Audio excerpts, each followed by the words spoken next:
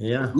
Ladies and gentlemen, boys and girls, people from around the world that are tuning in today, welcome, because we are going to be doing something very special, and we're going to be really taking a look and peeling back the layers of the onion of which is Fair Network Hmm. and how it all works. But today, we're going to be doing it a bit more personable. There's only two of us. Jack has been locked away to finish business stuff, so we're going to have some fun. But with me, Mr. Stan Kladko, how are you doing this fine Friday? Yeah. Actually, Falcor, I told you offline that we're pretty busy because we have visitors from the US, and most of our stuff is about fair planning things, like lots and lots and lots of stuff happening. Definitely, we're super busy. It's kind of end of the day. So I apologize if I'm a little slow. We just had this morning an internal demo running for fair. Saying at least internally, we see everything working, including the block explorer, the transactions, the encryption. So it's actually very exciting. But then we have lots of discussions also about the planning. It's a huge thing. So pretty busy, pretty busy. But today, I think it's kind of. I hope it's gonna be like more like relaxed and like homey and cozy and slow discussion for people that have more time, I would say. So they are okay with kind of a slower conversation and talking about a little bit more subtle things and not being in a hurry. 100%. That's it, right? Because one of the things that is almost like an issue in the big world of Web3 and on the internet is, everyone's moving at a million miles an hour, and a lot of people aren't actually sitting down, grabbing a drink, grabbing some Mhm. popcorn, if that's what you want to do, and have a proper deep dive and look into information. And that is what we're here to do today, because there are so many there's so much information out there, right?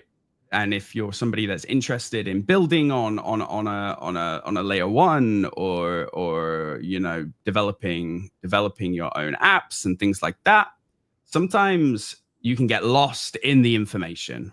While today, we're not going to be doing that. We're going to be Yeah, taking it slow. We're going to be yeah. explaining exactly what is it that we are here to do as Fair, Hmm. and have some fun. The only issue is it's like 30 degrees in my office right now. It is so Wow. hot. Wow. But Interesting. we're going to have some fun. So, before we kick off exactly what Fair is from a technical perspective, Hmm. let's answer the question in which I only recently found out the answer to over the past couple of weeks.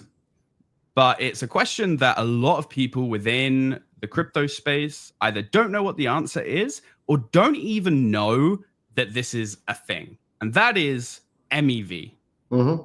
So, Stan, I just realized you have so many like whiteboard things behind you. I really hope there's This nothing is back. not me. These are some different guys, but I actually I'm gonna start with explanation which you can explain to your grandma, which is usually the best one because you can also be at a party drinking a cocktail, and then there will be another person, and you can actually shine and explain to the other person that you actually know what MEV is. And so I'll give like probably the simplest analogy possible.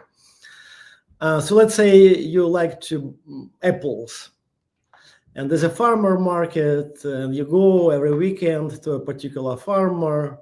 You like this particular farmer's apples, so you go buy apples and go home, come back home, right?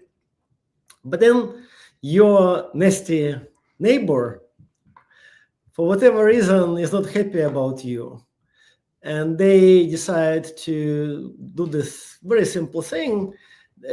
They can run, you can just walk, and they run faster than you. So when they see you going to the market, they actually run in front of you to the same farmer, buy all of his apples, and then when you are actually at the market, you see, instead of the farmer, you see your nasty neighbor selling these apples, and the price is twice higher, but you love the apples, so you just have to get them, and you buy them.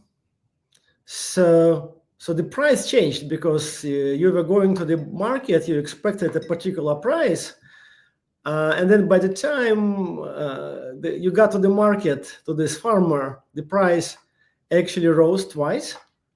But this didn't happen randomly. There was this nasty person that did this to you, and they benefited because they bought low and sold high. So that's the super simple economic variation of what's front running. And now you see why it's called front running, because someone runs in front of you.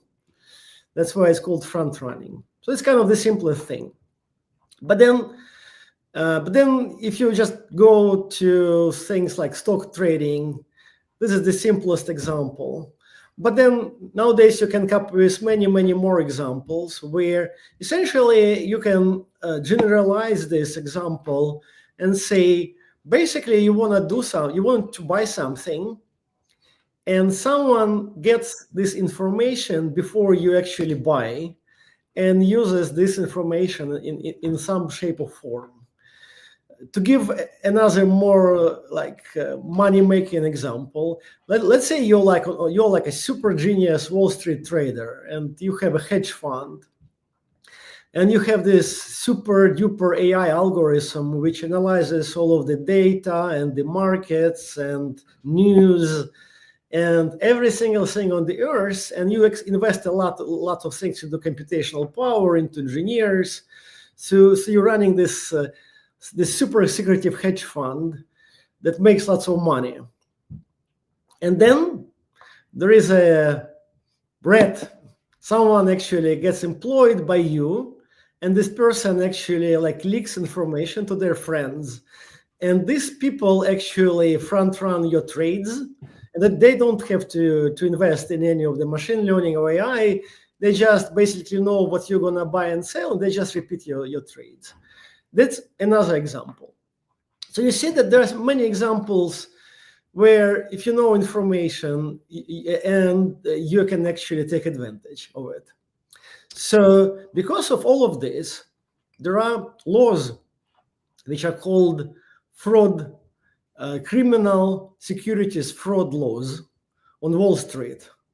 If you do any of that, if you receive information in some shape or form, which is insider information, if you steal information, and you trade based on that, not only it's a civil responsibility, it's also criminal responsibility. So if you, for instance, trade on NASDAQ or Charles Schwab, if Charles Schwab starts doing this, meaning leaking this information to some third parties, it's a civil and criminal responsibility for that, liability. That's why people on Wall Street don't do this.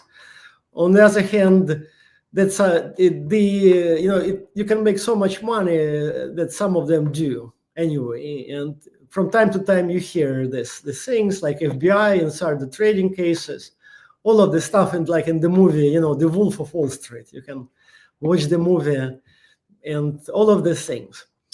But the point is that on blockchain, it's Wild West, right? There's no law, and blockchain is public, and then these things, there's no way to prosecute these things. But then let's just talk a little bit about how this can happen on blockchain and how blockchain works. So there is this thing which actually people call the thing in different way. Some people say, oh, it's a memory pool. Some people say, oh, it's a pending queue. Some people say, oh, it's pending transactions. But in any shape or form, you want to buy something on Uniswap, right? You go to use Uniswap UI, and you say, okay, I want to buy like one Ethereum, and you click. When you click, it's a transaction which is sent to the network. The network is public. There are thousands of nodes in the Ethereum network. And these nodes basically copy this transaction, this pending transaction. It's not executed yet. You're just saying you want it to be executed. So then all of the nodes, they copy it to each other. The transaction spreads through the network. Basically, if one node knows the transaction, it copies it to its neighbor. The neighbor, it's like a virus, copies to another neighbor. At some point, most of the nodes get the transaction, and they hold it just in their computer, in their server, in RAM, in random access memory, something which is called mempools or like pending queue. But it's there, but it's not executed yet. And it's not executed immediately because if it were a single transaction, right, it would just go immediately in the block. But there are lots of transactions submitted to the queue, so you have to wait. And then when you submit, you also specify the gas price. And the higher gas price you specify, the more money the node makes when it includes it into a block. Meaning that, let's take this example with apples, right? You want to buy apples on blockchain, you submit a transaction and you see the price and you say, okay, I want to buy 1 kilogram of apples. And then, but in the transaction, you also say, okay, here's my gas price. My gas price is 1 gigaway. And I am like kind of the bad guy, and I see your transaction, and I say, okay, I'm going to front run it. It's actually very simple for me to front run it. I just say my price is 2 gigaway. My gas price is 2 gigaway. So the block proposer will definitely prefer to include the higher paying transaction first. And so my transaction goes first. Yep, I buy the apples, and then I sell the apples to you in another transaction. That's why it's called sandwich attack, because I need to first buy, and then I sell to you. It turns out that this sandwich attack is very simple with the original market, AMM, or decentralized exchange, the Uniswap. And everyone is just copying Uniswap. So most of the decentralized exchanges are just copies of Uniswap, just forks. And on Uniswap, it's super simple because there is something which is called a bonding curve. When you buy something from Uniswap, the Uniswap has less tokens of this kind. And then it automatically increases the price a little, so that the more tokens are bought from it, the less reserve it has, the higher is the price. That's the bonding curve is public. Everyone knows the bonding curve. So it's mathematically, you can just calculate if you buy apples or you buy Ethereum and you submit your transaction. If I buy in front of you, the price will go up, and then I can sell you and basically make money. So it's a trivial thing. But the example I've given is just a simple example. There are all kinds of different DeFi protocols, these tricks, that tricks. People use machine learning. But there's a general principle, which is if I'm a trader, I don't want other people to know what I am doing, because they can use my information, they use my strategy. And that's the problem at a very high level, that how can I trade? How can I have a secret strategy if all of my trades, I submit the trade and it's public, right? So that's the MEV. Now the question is, why is it called MEV? It's incredibly weird name, and it's not. You would probably agree with me. It's not easy to understand why it's MEV, maximum extractable value. What's extractable? What's maximum like? What's value? It's interesting because it's almost like they deliberately decided to call it this to confuse users, right? Because in essence, the simplest way to say what this is, well, there's two different ways you could say it. It's either insider trading, to your point, or it's tax. Like that's what it is. It is is a tax on every trade and every transaction that you do on an open network where it is visible. Because I also think it's important, with Stan, with the way that, we talk about MEV, it almost makes it seem like this is a long process. But in reality, this is almost microseconds worth of speed that's going involved into it. Yeah, that's a really good point. That's Falcor. I didn't think of this in this way, but I think you're making a good point, because it's like, like companies that sell cigarettes, they don't like to be companies that sell cigarettes. So you cannot buy stock of Philip Morris.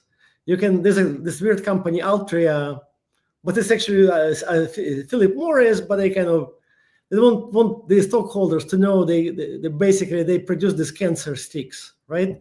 So that's kind of a bit.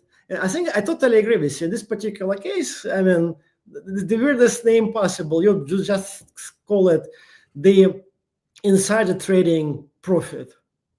MEV is insider trading profit, or like invisible tax. But the problem is that there are lots of companies that do MEV, and it's hard to go to your investors or stockholders and say our company is doing insider trading on blockchain. We are taxing our users and taking their money away. But it's MEV, then. Yeah, it's interesting because, and this is like almost full conspiracy. I feel like you could design a DEX that would deliberately delay transactions for yourself to front run as a company, right? Like that should be possible. Totally, and it's actually, it also creates lots of conflict of interest, because I know for sure, and most people like insiders in the industry know. The funny thing is that you would expect that people that run blockchain, people that run exchanges, and people that run MEV bots are three different groups. But in many cases, for large blockchains, I don't want to specify which, but for the largest ones, people that design the blockchain are the same people that run these MEV companies and drink beer with people that run exchanges. So it just, because it's just such an easy way to make money. About $1 billion is made on MEV. So if you work for a blockchain company and the token price doesn't go up so much, if you work for a project, how can you make money? But MEV is such a huge.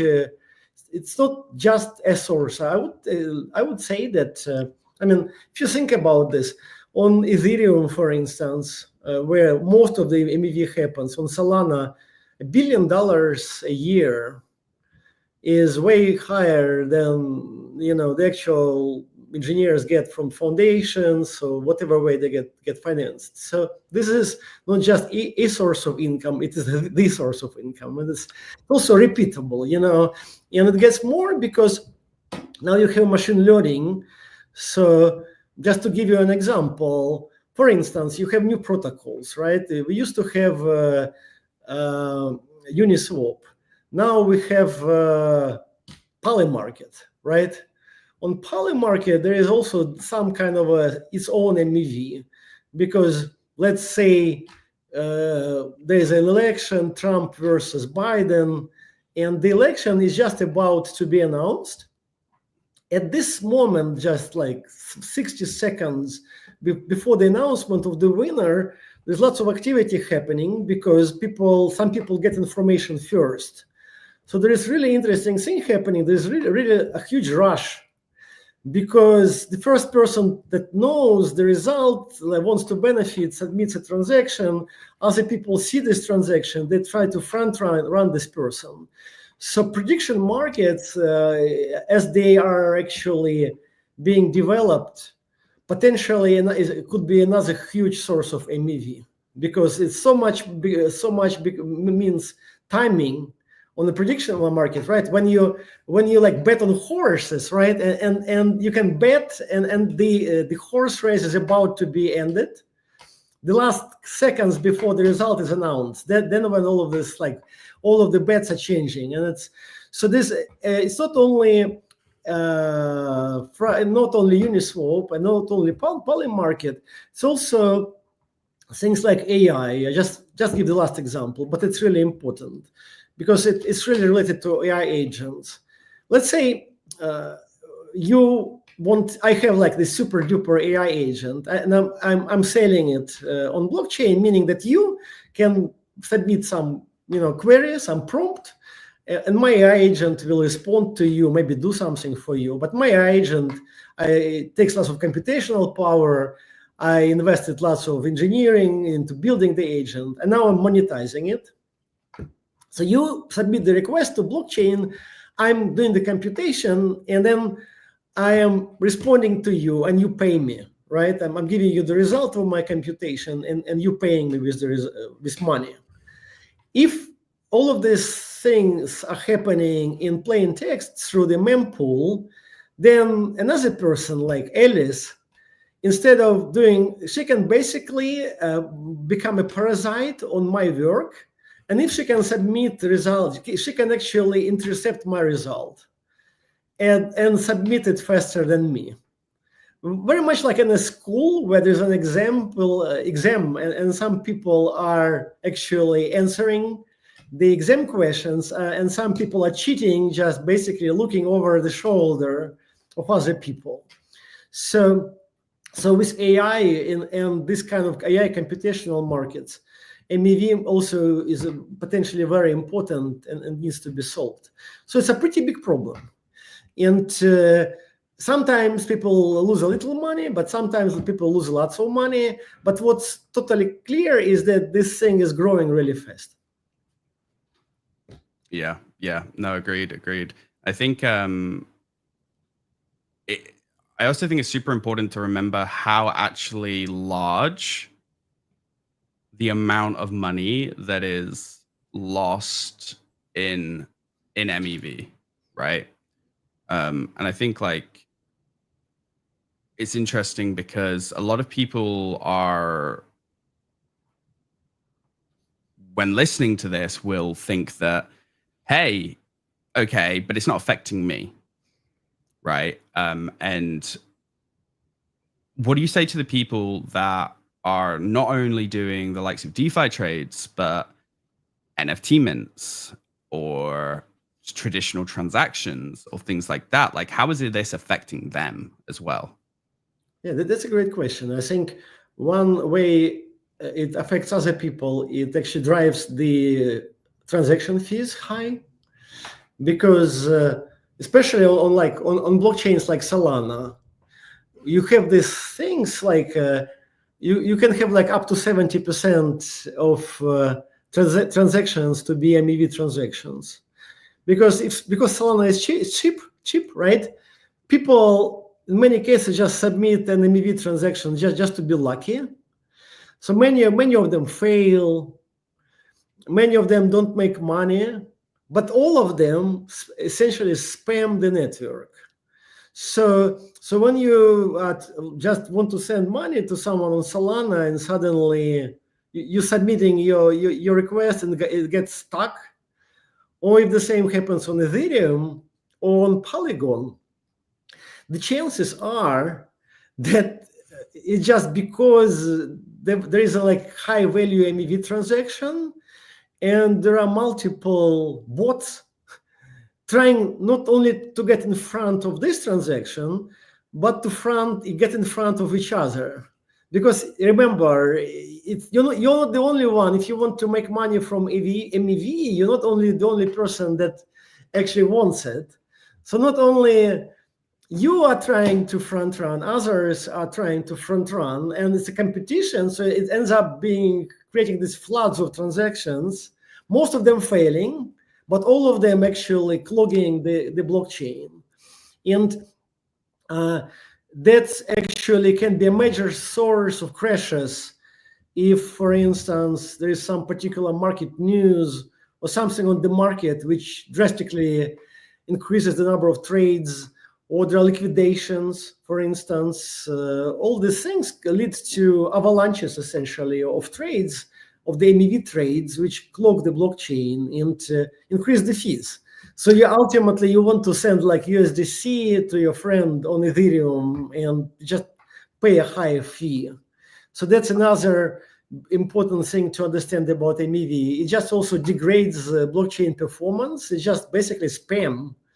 That hurts the network. So I'm actually sharing a MEV live stream right now, wow. which is showing every single MEV attack on Ethereum that is going on right now. And the thing that is really interesting is you can see people that are doing this for 6 cents profit or something crazy. So I would love to know how this is. It's an arbitrage attack. It cost them $3 and they walked away with $143 worth of profit. So I have no idea how that worked. But you know, the majority of these transactions are people that are bumping the price by $1, $2. You're not going to be seeing $1 million, $2 million worth of MEV attacks. You're just going to be seeing $1 million $1 MEV attacks. And that's something that, you know, is people have to understand when you're doing proper DeFi, right? You know, for example, if you were to have $100 in one token, and then were to go and do 100 $1 swaps from token A to token B, you will probably lose about what, 10% about in MEV alone. And that is something that when we look at, and everyone talks about institutional money coming through the doors, we want to do the NASDAQ or stocks on blockchain.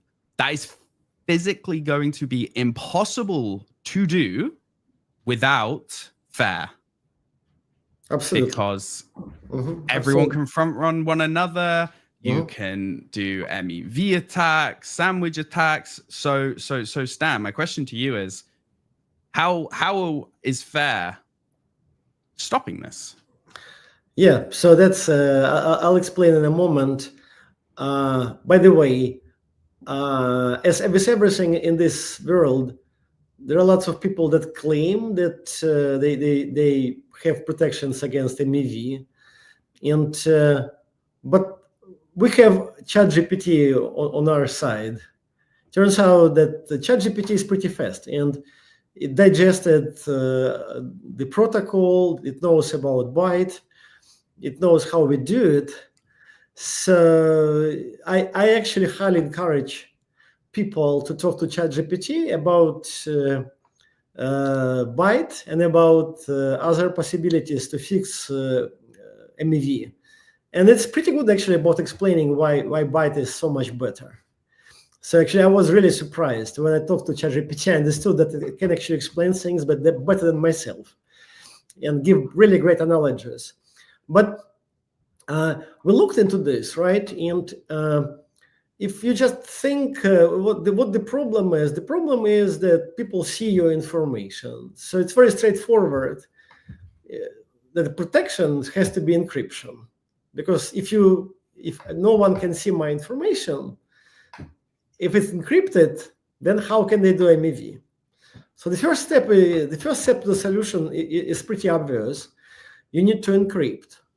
But then you have a contradiction, because if it's encrypted, it's great. No one can do anything. But it also means that EVM, the smart contract, cannot execute the transaction, because smart contracts only work on plain text, on non-encrypted transactions.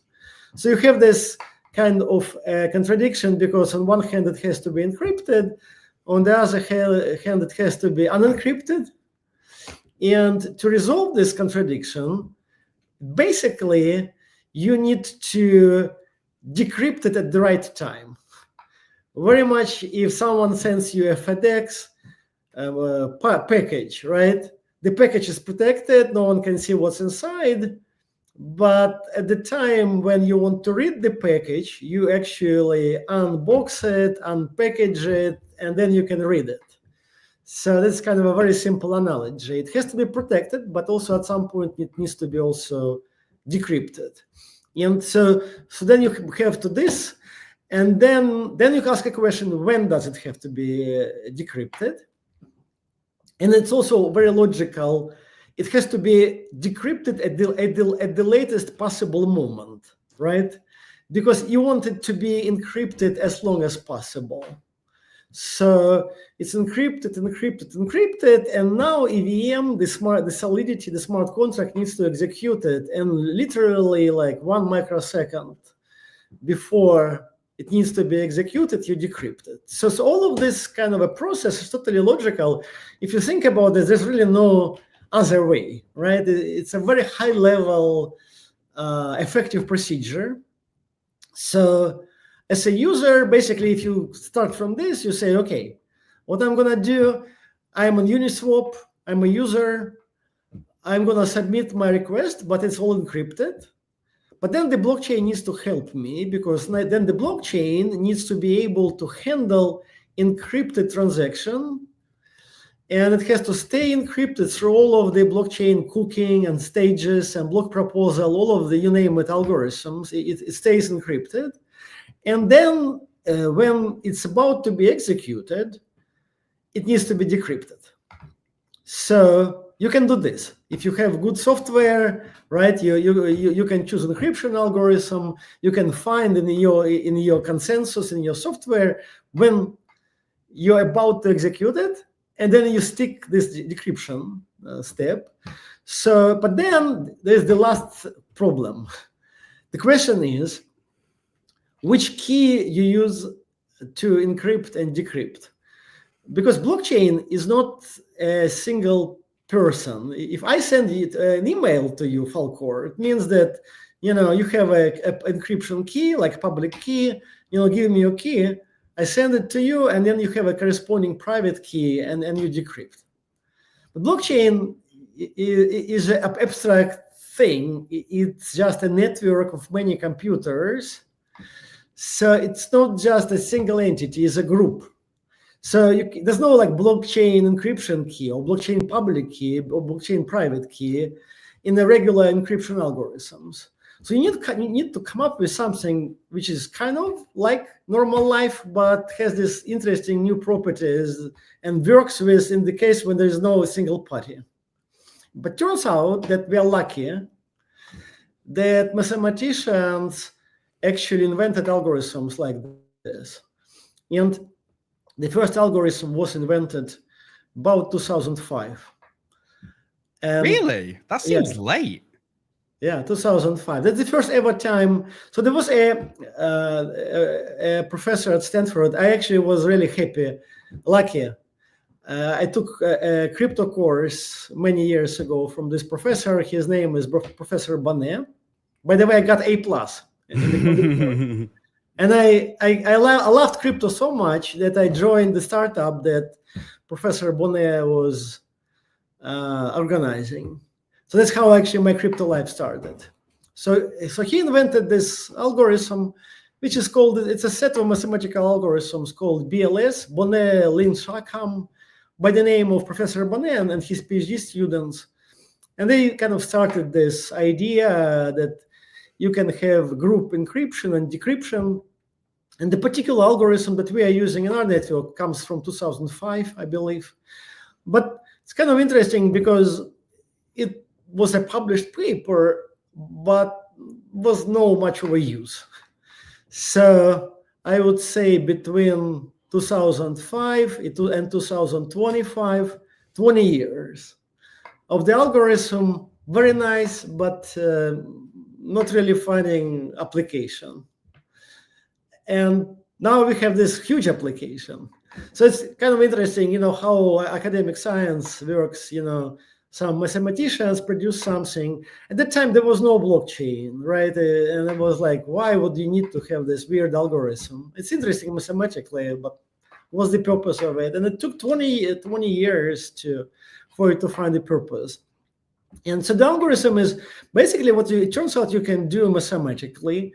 You can tweak encryption and decryption, the regular one that all of us are using.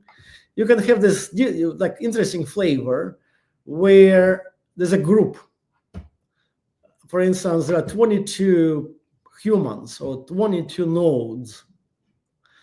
And I call it myself a jigsaw puzzle algorithm because it's kind of the best mental way to understand it. A jigsaw puzzle where to build the puzzle, you need to have stick many elements together and then you get the puzzle. But you need to have some number of elements, the threshold, to actually recreate the puzzle. So that's kind of the analogy. But the idea is that I actually have a group of people, and each of these people, they don't really have keys. They almost have like a pieces of a key. It's almost like a key is like a glass, and you take the glass and you like shovel into a wall, and it splits into each like a number of pieces, and then you give each person a piece. And then for each person that just has a piece of this initial jigsaw puzzle or a glass. And so the person doesn't have a key, just the private key, just a piece of it. But then there is the common public key. So if I want to send an encrypted message to this group, let's say I want to say, hello guys, right? I type in hello guys, and the mathematics creates this kind of encrypted, garbled thing. And I email it to all of them. And none of them can alone decrypt. They just get the garbled thing. They don't know if it says hello guys or hello girls or whatever. None of them can do anything. But it turns out that each of them can use this kind of the piece they have, and using the piece they have, they create a piece of jigsaw puzzle. And if out of 22, 15 do it, and then they glue together these pieces, then they can uncover the initial plain text, which is hi guys. So the way it works in practice, let's say it's like a multi-sig very much, but it's like a another way to see it, like it's a multi-sig but for encryption, right? This multi-sig, if you want to use a wallet, you cannot do it yourself. But if say 15 out of 22, like whatever on Gnosis, they get together, they can actually use the wallet. Very much the same concept, but for encryption. It's like a multi-sig for encryption. So there's encrypted text. Not a single party can decrypt it, but there is this threshold. Mathematicians usually say m out of n, where m and n can be anything. So you can mix and match. You can have 17 out of 25. You can have 3 out of 5. The algorithm is very flexible. Very much, by the way, as regular multi-sig, right? With regular multi-sig, you can have any threshold, any group of people. So the same here. So you basically you decide what's your strategy, what's your multi-sig strategy, and then in the incoming FAIR network, we're going to have these committees. We decided to have a 22 node committee. So if I'm a user and I'm using Uniswap, I'm submitting a transaction, and the transaction is encrypted, and it goes through all of the network, all of the memory pool, pending queue, this and that. It's all encrypted. No one can read it. And then it gets to the blockchain. It's in the blockchain already. And now EVM says, okay, I want to execute this.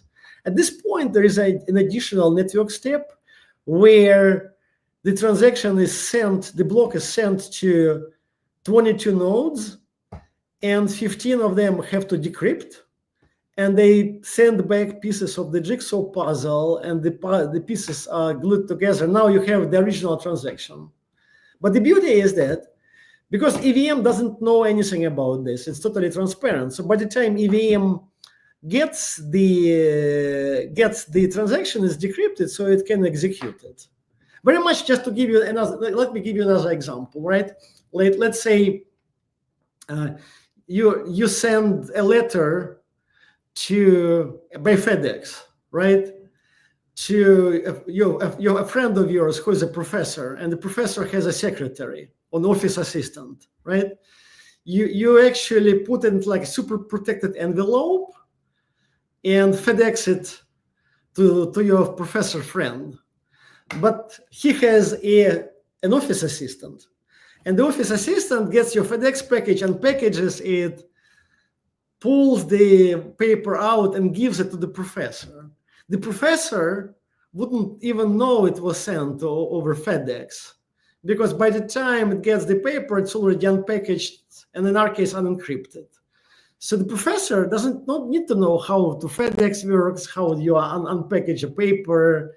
Very much, let's say the same in our case. We don't need to modify EVM, don't need to modify Solidity, don't need to modify MetaMask, all of these things, because essentially we make it at such a low level that every time they get what they need, it's actually plain text.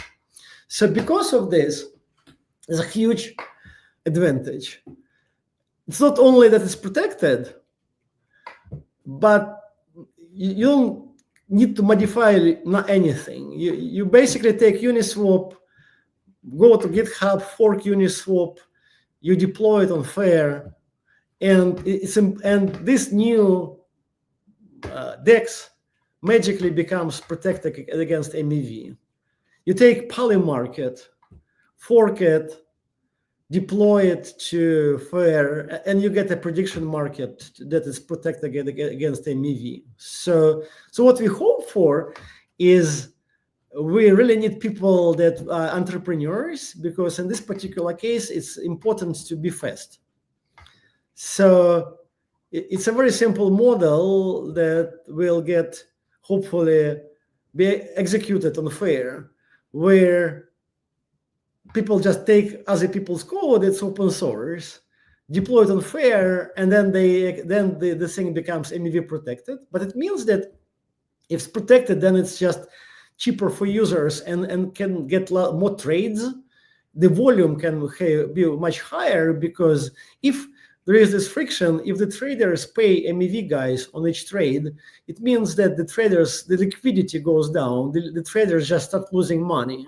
And especially important for tokens with small liquidity, because by the way, MEV, the smaller the liquidity, the steeper is the bonding curve, and the bigger is the problem. So if you trade Ethereum versus Bitcoin, it's one thing, but if you trade some meme coin or some token which is like small cap token, the bonding curve is way higher. Yeah. Meaning that the MEV guys make, and so when you say, okay, sometimes these guys make $1, but sometimes they make $100.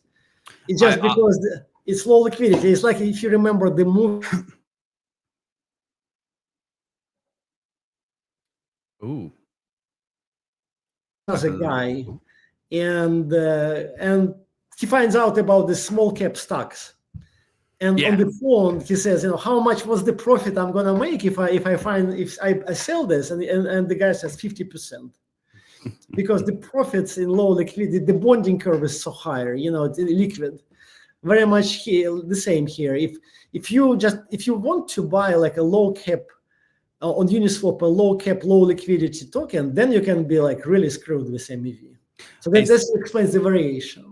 Yeah, I'm going to tell a story, not my story. This is a fellow employee at Scale, who pretty much had this, where they went in to purchase a token, which at current was, I believe, valued at I think it was around about $400 million market cap. When his transaction went through, he bought it at a $90 billion market cap. Wow. And it went all the way back down. So, you go in and you put $100 in and get, let's just say 500 tokens. when his transaction went through, he Mhm. got 0.005 tokens and lost everything to Wow. MEV. Yeah. Wow. Yeah, that's fine. I think it also goes into the fact that, like this, like Uniswap v2, Uniswap v3 is much more complex. The liquidity, the bonding curve, much more subtleties, and it's just basically asymmetric information. If the protocols are becoming more complex, there's more subtleties about actually even more money through MEV. And as a user, you don't have time. But if you're a MEV extractor, you can use AI and find things where, like the pain points where things are crazy. So it's almost really a Wild West in the sense that with new protocols being deployed, with all of the interactions, if I just want to do something, am I supposed to like spend a year like learning PhD in AI and MEV and how all of these protocols counteract? Because it's just the more complex the system is, the potential number of different corner cases just explodes, and at some point becomes really hard. And you add to this that what we just discussed is just something that this kind of a textbook. There's an example that everyone knows, but if you are an MEV extractor, and you can come up with much more complex and intelligent way to exploit, and for sure you're not gonna share this. People that make money on trading, they don't share their strategy. Oh, So of course not. so these MEV things, you don't know. Maybe you can't even estimate them, because the people that know about them, they don't tell you. There's nowhere to read about them. So but it seems it's just you just see, you can kind of indirectly see it, but just how huge the companies are. You just go to job postings, all of this like Flashbot / MEV companies, and you see how big the teams are, and the fact that they advertise you need to know AI and this and that. You see this, just see how big the industry is just from how many people they employ. I would love to actually just give a small bit of context to people that are trading the likes of, Solana meme coins and things like that, right? Or even Ethereum, low to mid caps. A lot of applications that you guys use that have this little toggle, right, that goes MEV free or MEV less, or low chance of MEV, but you have to pay an extra 20% or something, right? Right. You are MEVing yourself. Yeah, totally. And even then, a lot of the protocols that offer these services are MEVing you themselves. Right. So don't believe it is. I'm taking it as I'm not technical in nature here. So Stan, please correct me if I'm wrong. It is impossible to stop MEV without encryption. Absolutely. It just, you can easily prove it just by the fact it's because as we discussed, MEV is the term is weird. It seems to be very complicated, and it seems, how can I think about this? But it's just insider trading, right? If you are submitting your trades to the network in plain text, anyone can do insider trading because you're revealing your information. And so what you just described, Falkor, I can just go back to what we started with and give you this example. Okay, let's get back to this apples and farmer market. You go to the farm, you walk to the farmer market, and you're walking, and then there's a crazy taxi driver stops by and says, your nasty neighbor is running to the farmer market. So you're about to get screwed. Your apples are about to get twice more expensive. So you are going to pay $1, you're gonna pay $2. But if you pay me 50 cents, then I have this really fast taxi, and the guy is running. Guess what? We're gonna drive, and we'll drive there. But when you drive there, when you're arriving, you actually find out that your nasty neighbor is now like on a private jet. So the private jet outran the taxi. And that's actually to explain when you said, Falkor, that you're front running yourself. Essentially, you're paying someone to front run the front runner to get faster, but ultimately, the actual guys that you pay, they don't care if it's you or if the front runner. The result is they get the money, and you end up, in any case, not paying $1 for your apples. Maybe you'll pay $1.70, right? So because they need to compensate the fact that they have the private jet or they have the taxi, the fast taxi. So that's not really the protection. It's just basically paying, just kind of an extortion in some sense, because they're extorting you to pay them. Otherwise, they will front run you, right? So how would you call it protection, right? So I think that's not protection. And as far as protection is concerned, it's people say, oh, it's complicated. FAIR does this. We do something else, but there's really no something else. But because all of the steps are so simple, you need to encrypt, you need to decrypt. And the key is to have this group multi-sig encryption decryption, because blockchain just doesn't have a single party. And if you would just use like a single node, then this node could actually front run you. Then you could rely on a centralized party, but there's no centralized party in blockchain anyway. So how would you plug it into blockchain? And that's it, isn't it? Right? Like, sorry for butting in, but it's the purpose of blockchain was supposed to be a decentralized ecosystem for anyone and everything. So any way that we are looking at centralizing information, right, or centralizing products, it is against the ethos of what blockchain is for. Absolutely.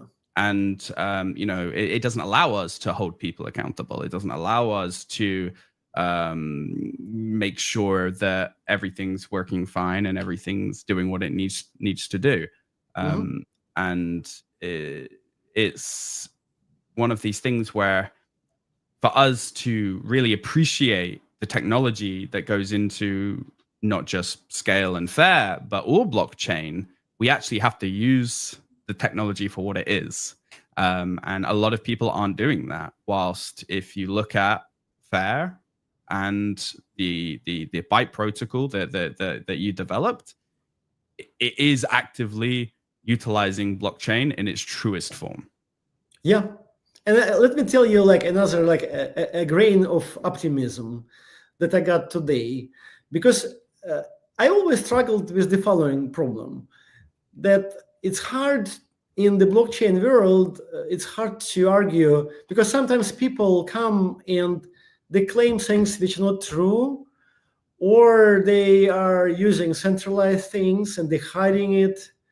And it's actually hard, because it's like your word versus their word. And it's definitely, also it's great to have shows like we have today to inform people, but it's a hard job, because people come to you and say, okay, our solution also does it.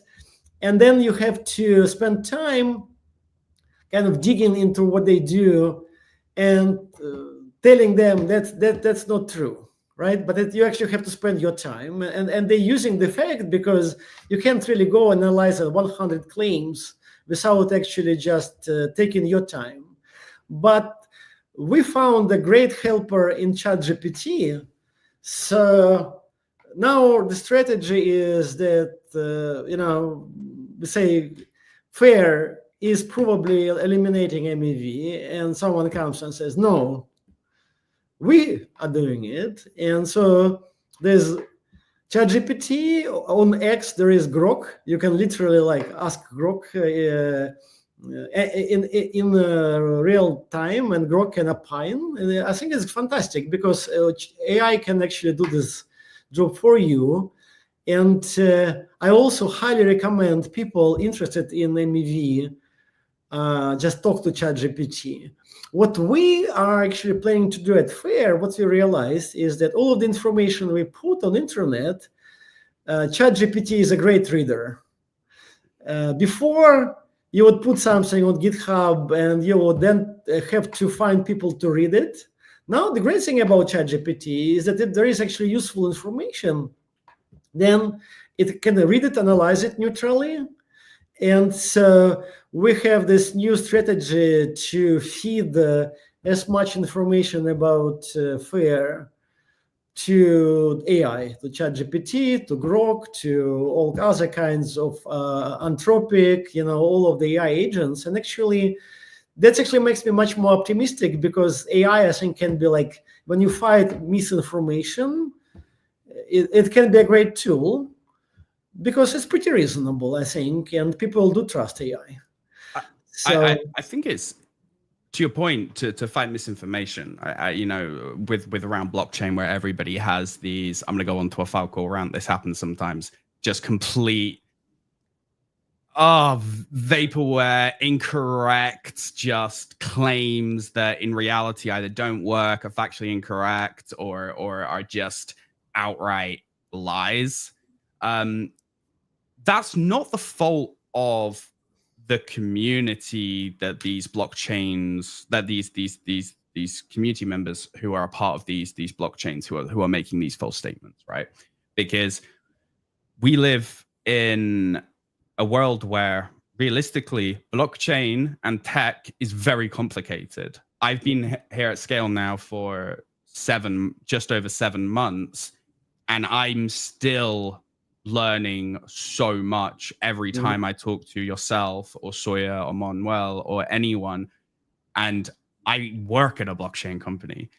The people that are in the communities who are kind of like reading tweets or reading blogs or these other things, you're getting even more of less information than someone like me. And I still wouldn't feel comfortable going around and talking about this stuff.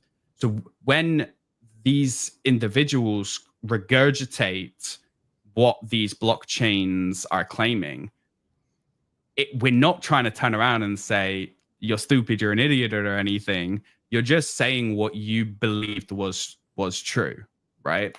And it's so hard to know everything about everything, right? And you don't have to. And that's kind of one of the beautiful parts about a blockchain. And it was one of the things that I loved most about FAIR was it just works. You don't need to like if you're a user, you don't need to know what consensus is or what a mempool is or things like that. You just need to know that as a user, somebody that's either doing DeFi trading or AI development, that you're not going to get this tax or insider trading. It's fast. And it just works. Yeah. Actually, I think we're actually hitting like a good time for FAIR. Also because there is actually there's actually a need for simplicity. When blockchain started, everyone wanted actually complexity. Every white paper was saying, oh, we are the best, we are the geniuses. The languages, the terms, I think, there was an incentive to create complex terms because how are you a genius if you're not doing complex things? So there was this period where there was like a Wild West, different people using different terminology, not hard to compare things because everyone was claiming to have a unique algorithm.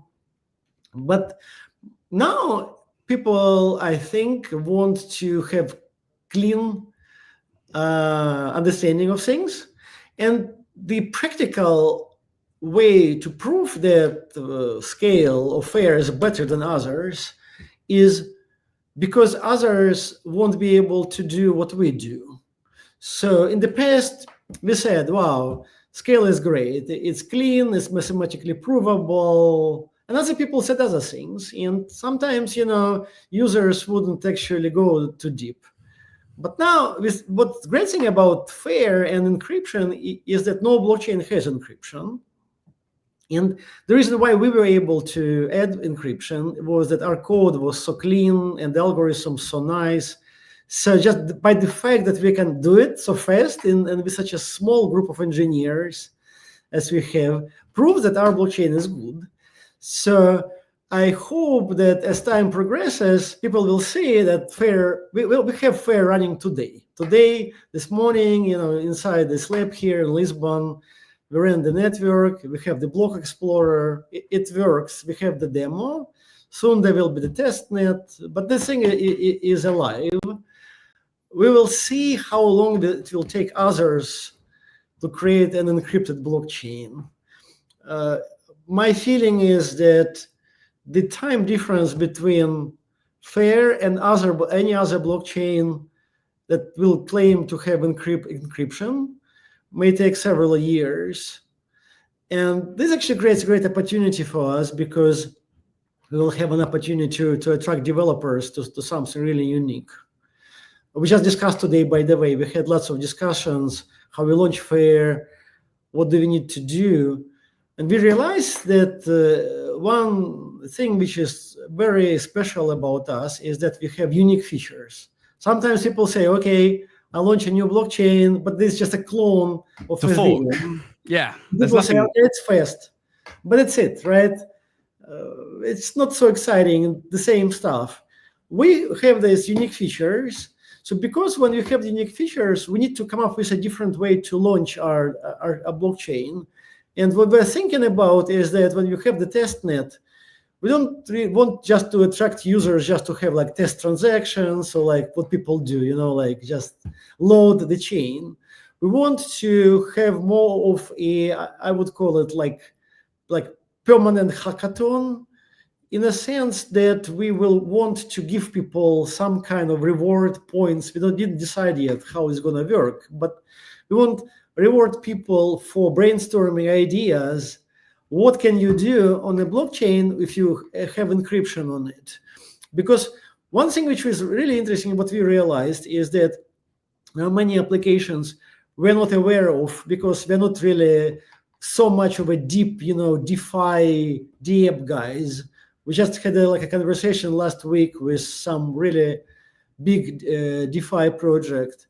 And they said, wow, that it's not only MEV, it's a big problem with rebalancing. Because if you have a basket of crypto, the basket needs to be encrypted and rebalancing needs to be done in an encrypted way. And they also said, oh, it actually is super important to have encrypted like limit orders, because if you want to match like NASDAQ on NYSE, you should be able to submit not just a market order, but a limit order. Yep. And the number in the limit needs to be encrypted. So what we found out is that we are more like MS guys. We are not really like the traders. We need to talk to them because when they get back to us, we know they can give us much more information how this can be used. Yep. And that's why we're like now realizing that what we need to do is just put it into a wild and see their response, see their ideas. How can encryption be used? How there's so many DeFi protocols we're not even aware of how they work. How can they be improved if some of the data can be encrypted? So we are pretty excited, and actually makes our makes definitely for every scale engineer. The good thing about FAIR is that just it's so exciting. People just having fun, kind of understanding the entire implication of all of this stuff.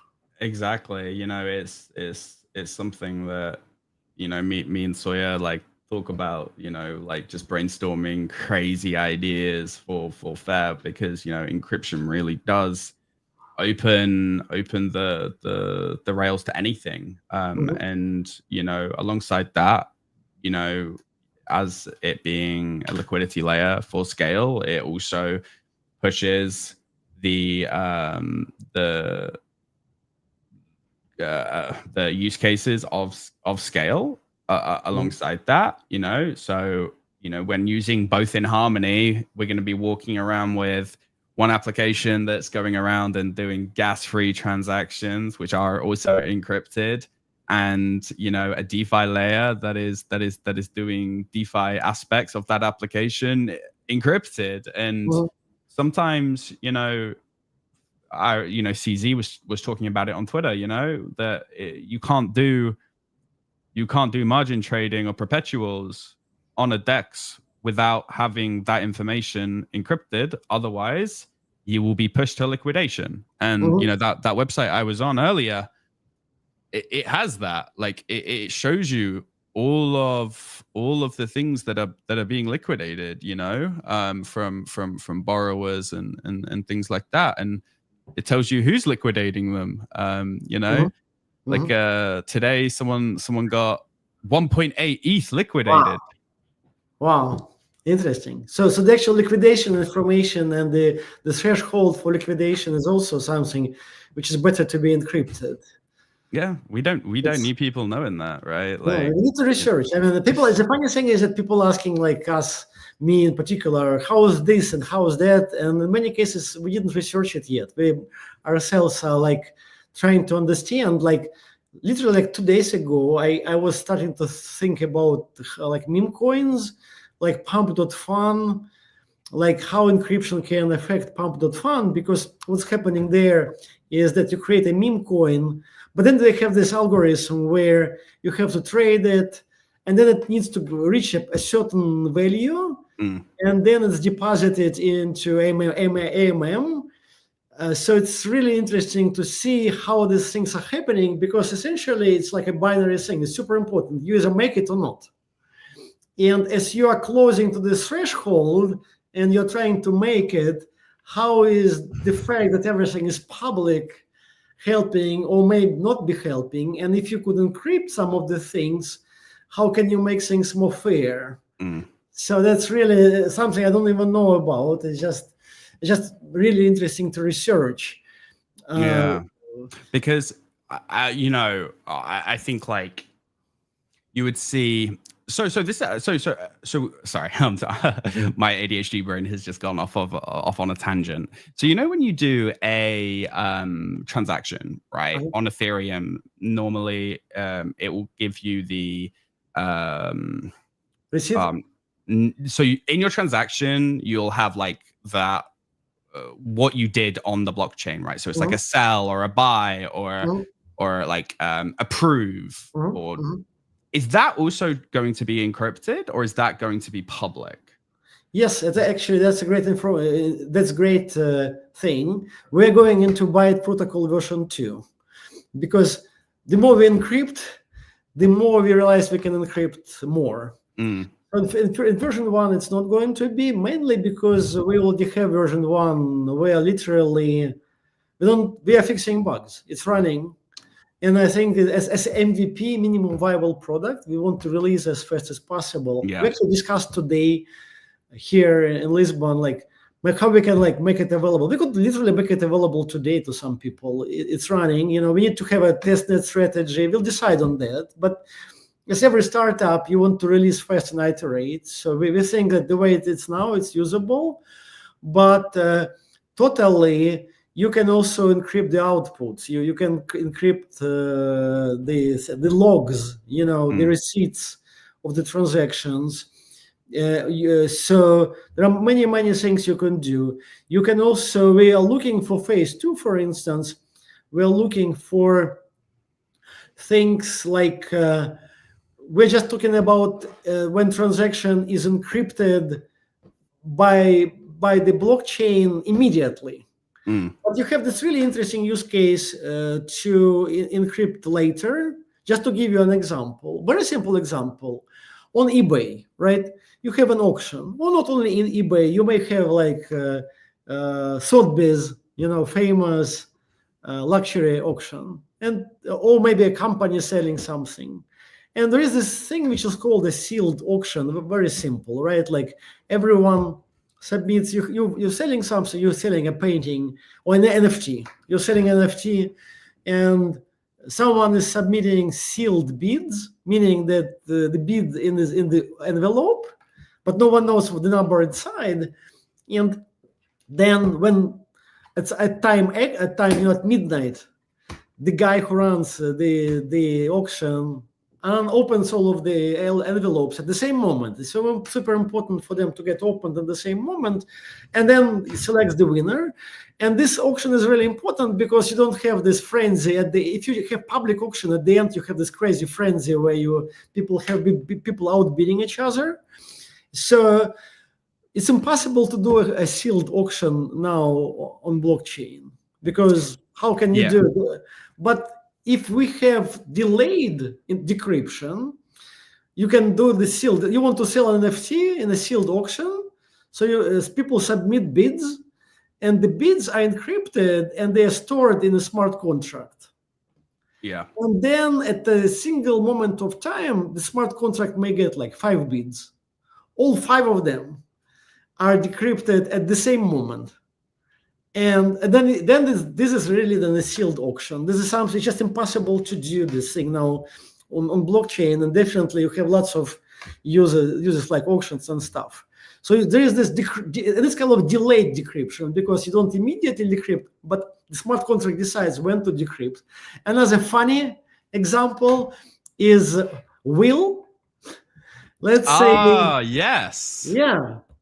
Let's say you have children, or maybe you want to have someone else, and you want to have a will, but usually will, for obvious reasons, people don't like to tell people what's inside the will, right? So how do you have a will on blockchain? You submit it, and then, but it stays encrypted. Yeah. And then at some point, the oracle tells the unfortunate, 100 years, and then it's decrypted and paid. And you can have all kind of weird things. You can say, okay, I want to die, and 20 years after I die, the blockchain will decrypt this and do this. So you can have like these private actions in the future. Yeah. Where this is a funny example, just to illustrate, but just to illustrate that this delayed decryption also makes sense. And so we like it, and we like it differently because of auctions, because auctions are very useful, especially for NFTs. So we have lots of interesting ideas, but we want to be a lean startup. We don't want us to create all of the weird use cases and build on them. We will actually, another thing, which is kind of top secret, we are developing the white paper, polishing the white paper. It's going to be hopefully released relatively soon. But the white paper is going to be a kind of a living organism, in the sense that if people tell us about more useful use cases, we'll change the white paper. And so it's going to be constantly changing, hopefully, by our users, because what we want to do is to find out what users want, what other use cases. And so this ongoing hackathon is going to hopefully bring more people and their ideas, and we're really excited about that part. It's almost like a life paper instead of a white paper. It's a life paper, it's always alive, it's moving. Yeah. I think it's incredible, kind of the work that you and the team in Lisbon are doing. Like, we started talking about this. I mean, the first time, it was mentioned to me was, maybe a couple of months ago, and, you guys head down and boom, just started going. And, that's the thing that is so great about Scale, is the fact, and, Fair now as well, is the fact that we're not beholden to either, this vertical or that vertical or something like that. When we see innovation, we want to innovate. While, to your point from a while ago, so many new L1s or L2s or L3s, there are Ethereum forks that are just doing the same thing, just packaged differently, right? there, you know, I for the life of me can't actually remember the last time we had a new innovative blockchain layer that did something special. Because everybody thought it was done. You know, everyone thought like this was the peak. This was where blockchain was going to get to, and this is where we're going to. This is what the rest of blockchain's going to be until quantum computing, you know, started moving. But it's incredible because, yeah, you know, for the use cases that you mentioned, it brings in a new evolution of DeFi trading. It brings in this idea of an improved version of AI agents for the people that are out there creating AI. But it also opens us up to the mainstream use cases, right? Like, for example, hypothetically, medical records. You would never want your medical records on the blockchain if it wasn't encrypted. Now, with encryption, you can do that.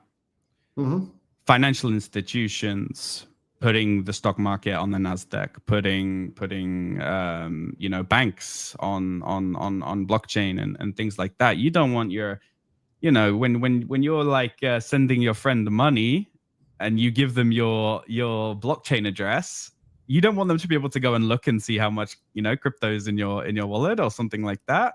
So, you know, this is a very, very innovative and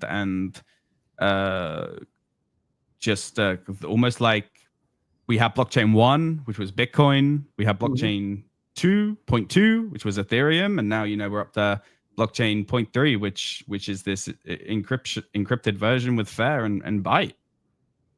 Yeah, and we'll keep on trying. You know, I think Falcor, totally agree with you. And like we kind of, I mean, the entire industry is forced to do the new things because, you know, people say, oh, there will be this. The market is not doing well, obviously, and people say, okay, there will be the new altcoin market because all of the altcoins de facto are startups, right? Like, but the point is that they say, okay, every time there was an altcoin market, there was some new trend, NFTs or meme coins. So the altcoin market, it's not something that will happen by itself. We need to have this kind of Darwinian search for new use cases.